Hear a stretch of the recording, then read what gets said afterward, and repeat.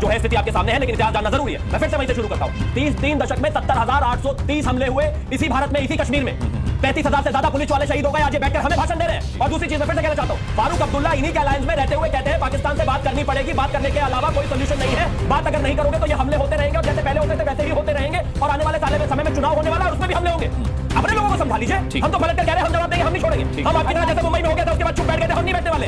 जैसे तमाम घटनाएं हुई उसके बाद हम चुप बैठने वाले नहीं। और सुनिए, हाँ, हमने बात करने का चैनल खोला, लेकिन जब एक बार उधर से क्लैरिटी आ गई कि बात करने के बाद भी कोई बात नहीं बनेगी, तो चाहे पूरा घमंडी अलायंस आ जाए, चाहे फारूक अब्दुल्ला आ जाए, चाहे राहुल गांधी आ जाए, चाहे उनके प्रवक्ता आ जाए, नहीं बात करेंगे। उनको उन्हीं की भाषा में उन्हीं के घर में घुसकर मारेंगे और मारेंगे। और आपकी तरह चुप नहीं बैठे रहेंगे।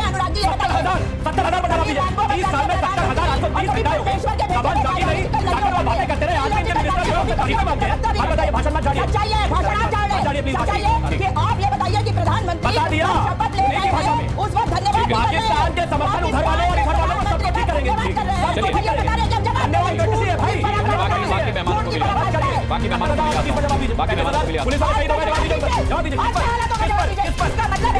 डेटा नहीं पता इनको, इनको ध्यान नहीं, कुछ नहीं होगा, कुछ नहीं होगा। क्योंकि हमने ठीक करी,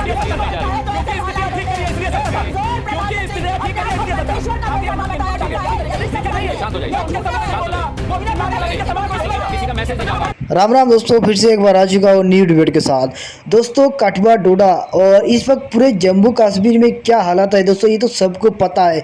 किस तरह से पाकिस्तानियों ने, पाकिस्तान के आतंकवादियों ने दोस्तों किस तरह से बेशर्मी से हमारे श्रद्धालुओं के जो 10 बच्चे भी थे उसके साथ वो भी मारे गए दोस्तों। और पाकिस्तानियों के पत्रकार दोस्तों ये कह रहा है कि उनको मालूम नहीं है। और तो छोड़िए दोस्तों, हमारे भारत के दोस्तों कांग्रेस की प्रवक्ता सुजाता पाल ने भी दोस्तों लाइव वीडियो में सीधे सीधे मोदी पे ही आरोप लगा रही है।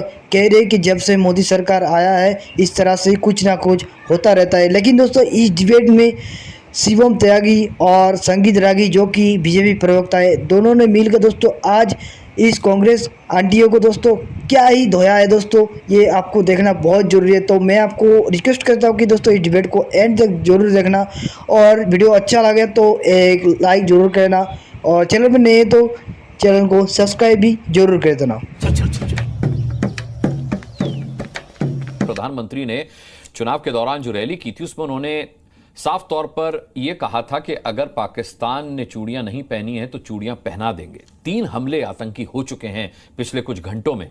कब वक्त आएगा और किस चीज का इंतजार है उसे चूड़ियां पहनाने के लिए? नहीं, किसी चीज का इंतजार नहीं है। मैं मानता हूं जिस तरीके से चीजें चल रही हैं, जिस तरीके से फौज ऑलरेडी काम कर रही है, जिस तरीके से 2 आतंकवादियों को मौत के घाट उतार दिया गया है, चीजों को कंट्रोल करके बेहतर किया जाएगा। और जहां तक बात जवाब देने का है, मैं मानता हूं जवाब दिया जा रहा है और आगे भी जवाब दिया जाएगा। कोई कोताही नहीं बरती जाएगी किसी भी प्रकार की। लगातार और भी तमाम सवाल उठाए गए और भी प्रवक्ताओं ने कहा कि 370 हटा दिया तो क्या होगा। मुझे लगता है कि या तो वो इतिहास में जाना नहीं चाहते, या वो इतिहास जानते नहीं है, या फिर डेटा नहीं जानते, या फिर वो आंकड़े नहीं जानते। आंकड़े ऐसा बिल्कुल नहीं कहते। इस देश में जो लोग आज इतना चीखा चिल्ला रहे हैं, जबकि पूरा अधिकार है उनको चिल्लाने का, मैं इस बात को बिल्कुल डिनाई नहीं करता हूं कि विपक्ष होने के नाते वो इस चीज को सवाल जवाब ना करें। लेकिन इस बात को ना भूलें कि 370 हटने से पहले उसी जम्मू कश्मीर में 35,000 पुलिस वाले शहीद हो गए थे। उस बात को ना भूलें कि पुणे के एक प्रफुल्ल शारदा नाम के जो बिजनेसमैन थे, उन्होंने एक आरटीआई डाली थी कि मनमोहन सिंह के समय में कितने जो है हमले हुए थे, 9,780। तो मैं सिर्फ एक ही चीज कहना चाहता हूं कि जिस तरह की चीजें कही जा रही हैं, राजनीति का इसमें कहीं कोई विषय नहीं है। और जहां तक पाकिस्तान का मामला है, पाकिस्तान को लेकर हमारा कमिटमेंट बिल्कुल 1 लाइन में है। हम आतंकवाद टॉलरेट नहीं करेंगे। कोई अगर हमारी सॉवरेनिटी को, हमारे देश में हमारे नागरिकों पर हमला करेगा, will hit and will hit it very hard. Sujata Paul, अब सवाल यह है कि 9,780 हमलों का जिक्र कर रहे हैं। आपने देखा शिवम त्यागी और कह रहे हैं कि मनमोहन सिंह के कार्यकाल में ये हमले हुए। क्या किया उस वक्त की सरकार ने? उसके बाद भी पत्थरबाजी होती रही। मोदी जब से आए पत्थरबाजी बंद हो गई, आतंकी हमले बंद हो गए और 0 टॉलरेंस से आतंकवाद के खिलाफ चूड़ियां पहनाने की पूरी तैयारी कर ली गई है। एक बार घर में घुसकर मार चुके हैं और जरूरत पड़ी तो दोबारा भी मारेंगे। क्या कहना है? देखिए, सबसे पहले तो चूड़ियों की बातें बंद कर देनी चाहिए, और जो भाषणों में मोदी जी ने कहा है ना, वो तो ये बताना चाहिए उनको कि वो परमात्मा स्वरूप है, क्योंकि परमात्मा ने उन्हें भेजा है।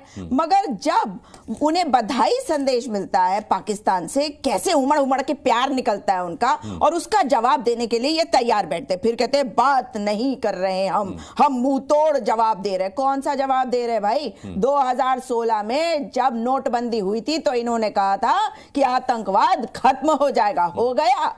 उस वक्त जो जो बातें इन्होंने कही वो बातें झूठी साबित हुई। और हम जो बातें आज कह रहे हैं वो इसलिए भी कह रहे हैं कि पुलवामा की घटना के बाद सतपाल मलिक जी ने क्या कहा है उस पर तो कोई जवाब नहीं है। 300 किलो आरडीएक्स कहां से आया पुलवामा की घटना के लिए वो नहीं बताया गया आज तक।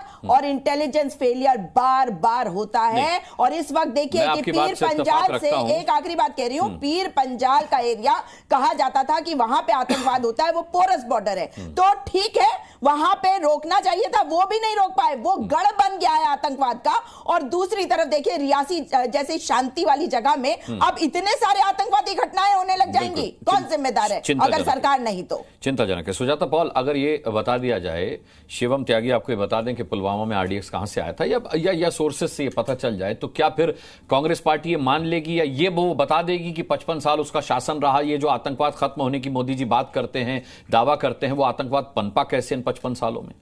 देखिए सच्चाई ये है कि पाकिस्तान हमारा दुश्मन देश है। बातचीत करने के रास्ते हमने कई बार खोले हैं, लेकिन इस वक्त जिस वक्त प्रधानमंत्री शपथ ले रहे हैं उस वक्त अगर आतंकवादी घटना हो रही है और यह माना जा रहा है कि पाकिस्तान का उसमें हाथ है, तो क्या करना चाहिए भाई?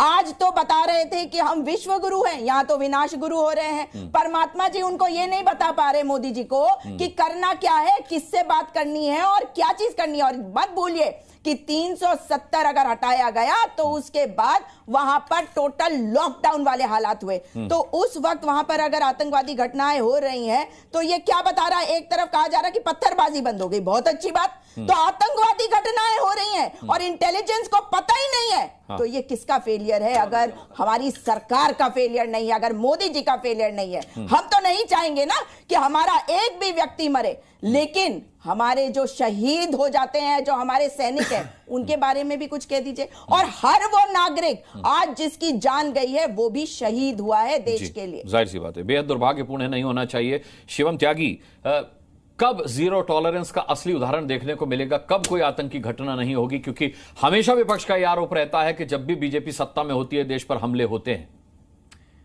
नहीं, जीरो टॉलरेंस दिखाई नहीं देगी। जुमलेबाजी और जीरो टॉलरेंस में फर्क है ना। कहते हम तो चाहते ही नहीं जवान शहीद हो। 70,830 हमले हुए हैं आपके 3 दशक की सरकारों में। कितना काम किया आपने?